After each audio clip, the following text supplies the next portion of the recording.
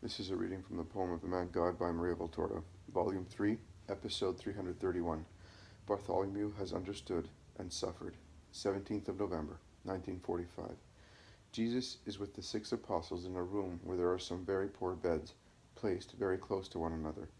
The free space is barely sufficient to let them go from one end of the room to the other.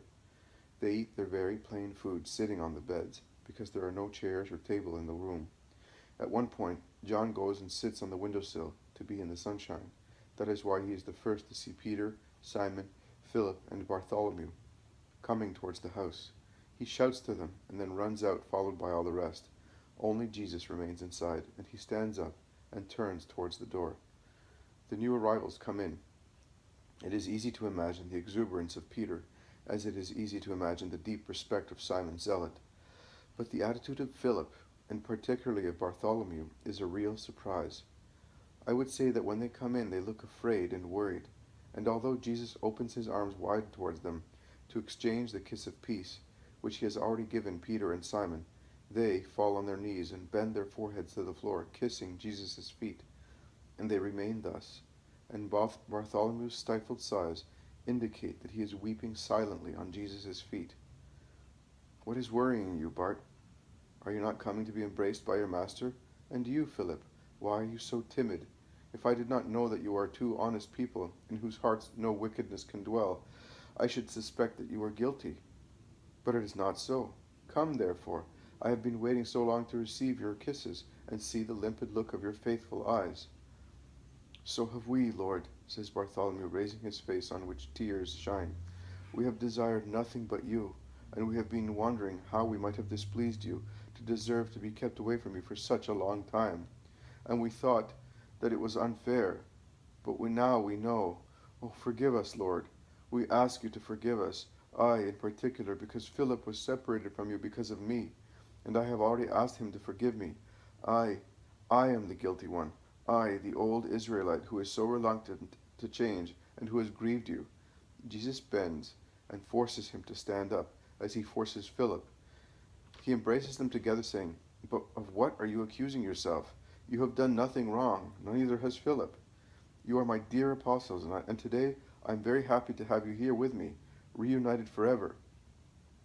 No, for a long time we have been unaware of the reason why you rightly distrusted us to the extent of excluding us from the apostolic family, but now we know. Oh, we ask you to forgive us, and I, in particular, ask you, Jesus, my Master." And Bartholomew looks at him full of anxiety, of love, and compassion. Old as he is, he seems a father who looks at his afflicted son, and scans his face thinned by grief, which he had not noticed, neither had he noticed how that face had thinned and aged. And fresh tears stream down Bartholomew's cheeks, and he exclaims, "But what have they done to you? What have they done to us, to make us all suffer like this? An evil spirit seems to have come among us to upset us, to make us sad, weak, listless, foolish, so stupid that we did not understand that you were suffering. On the contrary, we increased your suffering through our meanness, dullness, respect for public opinion, and our old humanity. Yes, the old man has always triumphed in us, and your perfect vitality has never been able to renew us. That is what disturbs me. Notwithstanding all my love, I have not been able to change, to understand you and follow you. I have followed you only with my body, but you wanted us to follow you with your souls, to understand your perfection, in order to be able to perpetuate you. Oh, my Master, you will leave us one day after so many struggles, snares, so much disgust and sorrow, and you will be grieved seeing that we are still unprepared."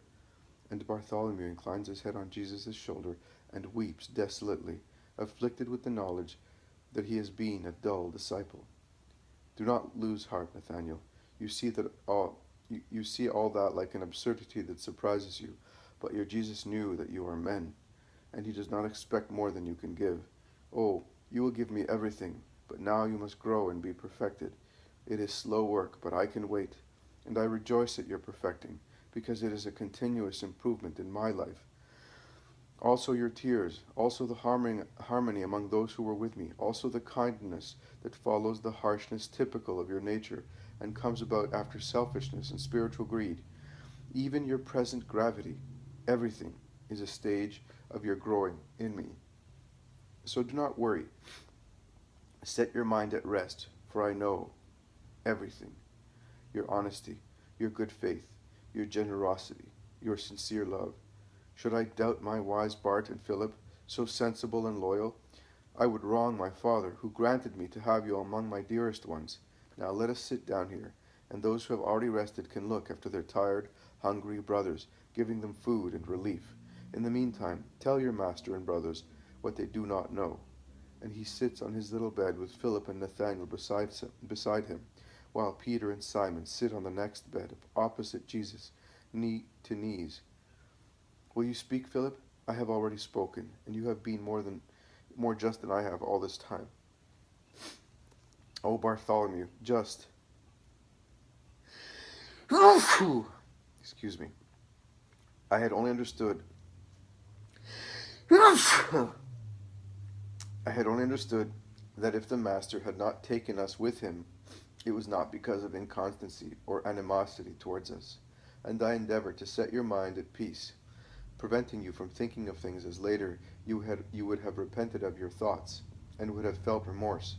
I had one remorse only, for preventing you from disobeying the Master when you wanted to follow Simon of Jonah, who was going to Nazareth to get martyrdom.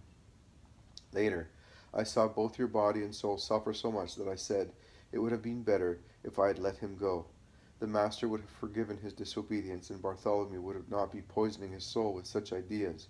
But, see, if you had gone, you would never have had the key to the mystery, and perhaps your suspicion of the Master's inconstancy would never have been dispelled.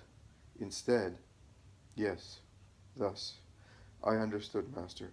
Simon of Jonah and Simon Zealot, whom I harassed with questions to find out many things and have confirmation of things I already knew, said only this to me: the Master has suffered very much, so much that he has grown thin and old, and the whole of Israel, and first of all we ourselves, are to be blamed for that. He loves and forgives us, but he does not want to speak of the past. So we advise you not to ask questions and not to say anything. But I want to say something.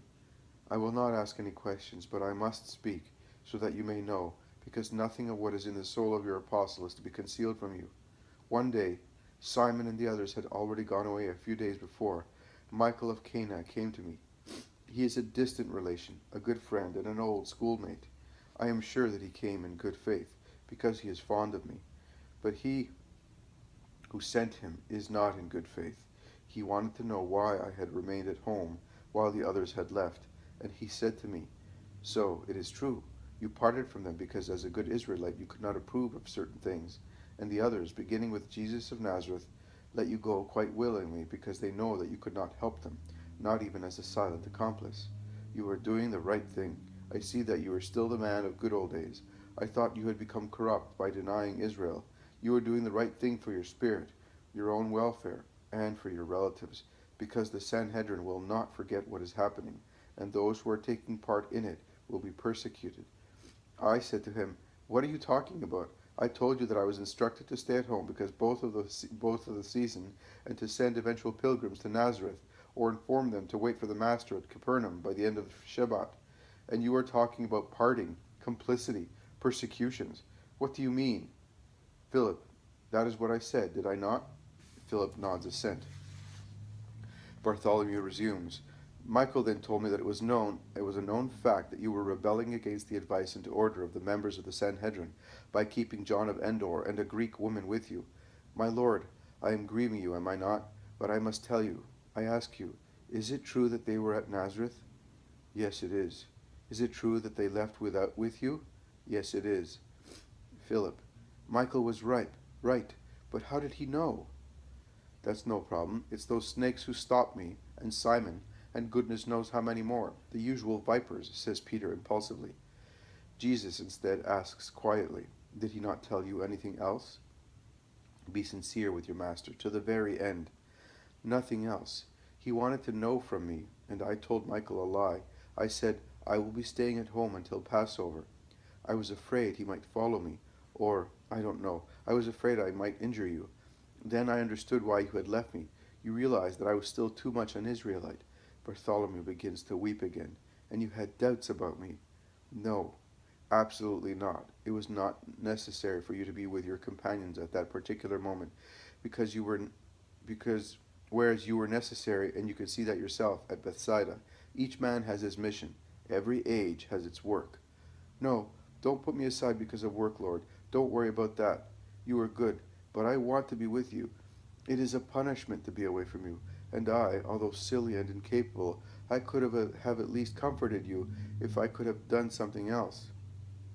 If I could have done nothing else. I have understood. You sent these ones here away with these two. Don't tell me. I don't want to know. But I feel that it is so, and I say so. Well, in that case, I could and should have been with you, but you did not take me to punish me for being so reluctant to become new.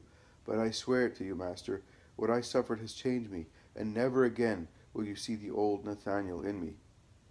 So you can see that our suffering has come to a joyful end for everybody, and now we shall slowly go to meet Thomas and Judas, without waiting for them to go to the appointed place, and we shall set out again with them. There is so much to be done. We will set off tomorrow, quick, and you will be doing the right thing, because the weather is changing in the north, a calamity for cultivations, says Philip. Yes, the recent hailstorms have destroyed strips of the country. You should see them, Lord. Certain places seem to be being burned out by fire, and the strange thing is that the disaster happened, as I said, in strips, says Peter. While you were away, we had many hailstorms. One day, about the middle of Tebeth, it looked like a real scourge. I am told that down in the plain they have to sow all over again. It was warmer previously, but since then, sunshine is a pleasure. We are going backwards. What strange signs! What will they be? Asks Philip.